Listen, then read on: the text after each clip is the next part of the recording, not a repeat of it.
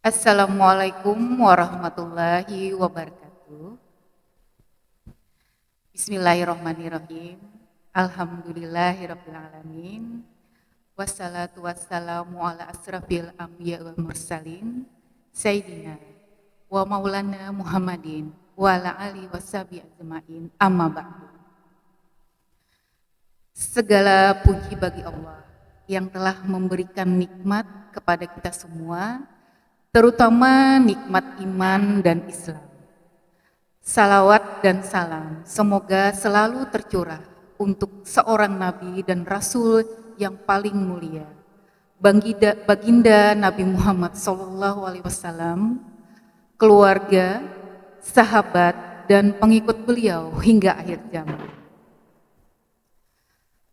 Pemirsa sekalian, rahimakumullah, alhamdulillah, kita kembali dipertemukan di bulan Ramadan yang penuh dengan keberkahan, rahmat, dan ampunannya. Dalam kesempatan yang berbahagia ini, tema yang akan saya sampaikan adalah tentang bagaimana kita menahan amarah.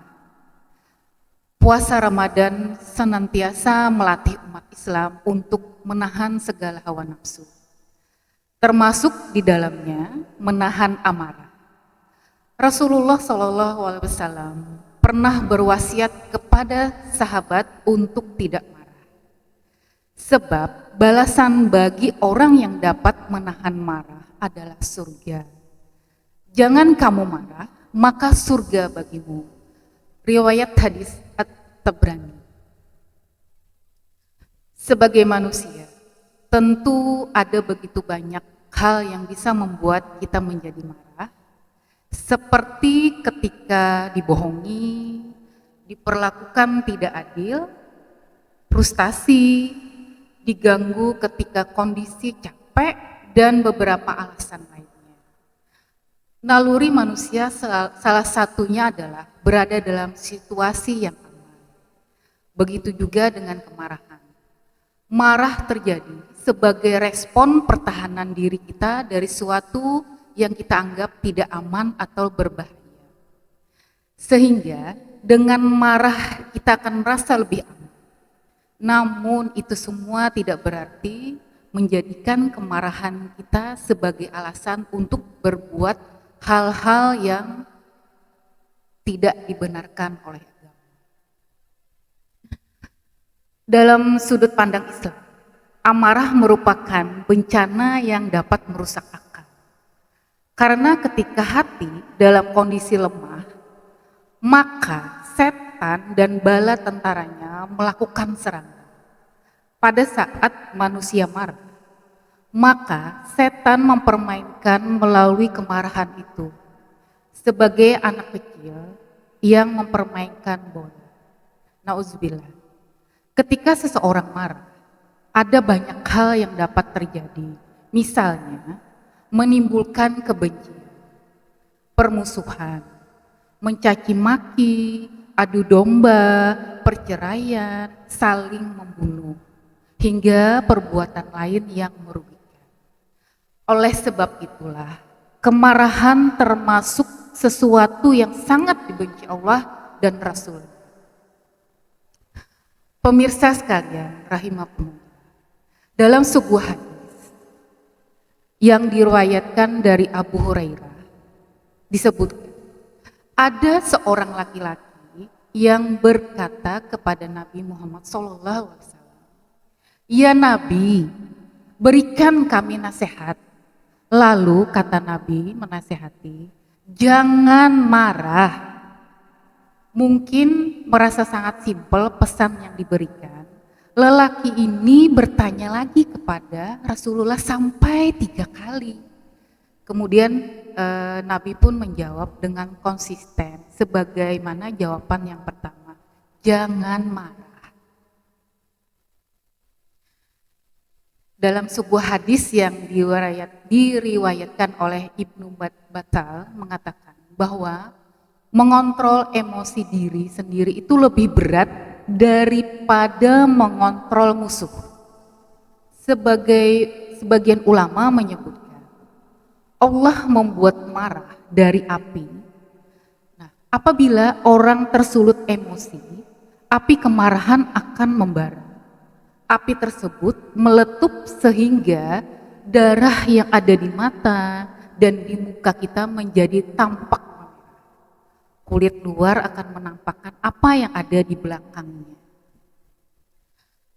Rasulullah Shallallahu Alaihi Wasallam bersabda yang artinya, orang kuat bukanlah orang yang pandai bergulat, namun orang yang kuat adalah orang yang bisa mengontrol pribadi ketika dia marah. Lalu dalam hadis lain juga disebutkan, sesungguhnya sebaik-baik orang adalah orang yang lambat meletup emosinya dan cepat meridhoi. Sedangkan seburuk-buruk orang adalah orang yang cepat marah dan lambat meridhoi.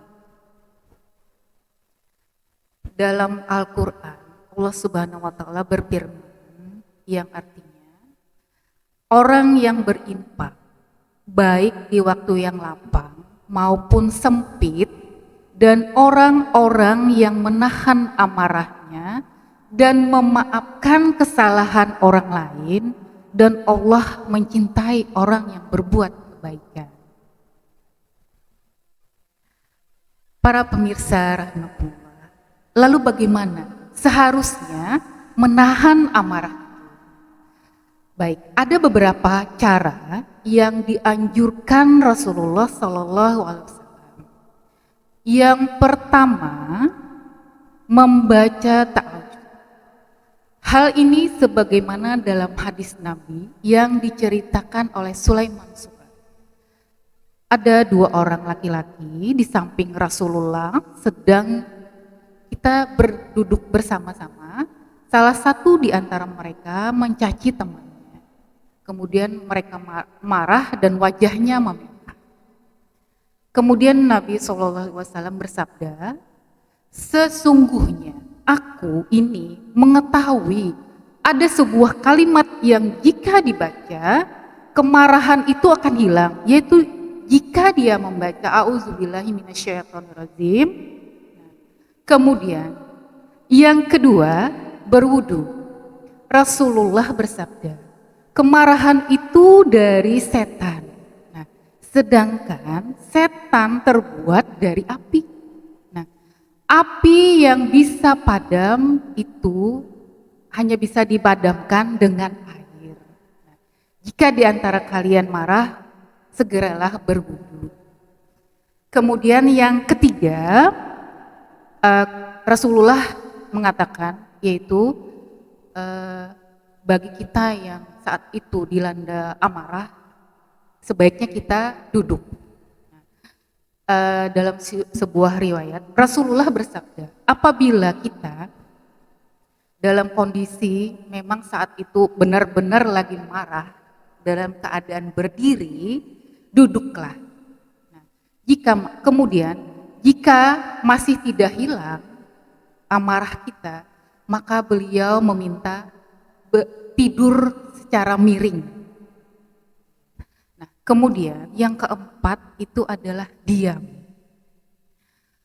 Mengajarlah kalian, berikan kemudahan, jangan mempersulit masalah. Nah, jika di antara kalian ada yang marah, maka diam. Kemudian yang kelima, bersujud yang berarti sholat sunnah minimal 2 rakaat. Nah, dalam sebuah hadis Nabi Muhammad SAW kembali bersabda, ingatlah, sesungguhnya marah itu bara api dalam hati anak Adam.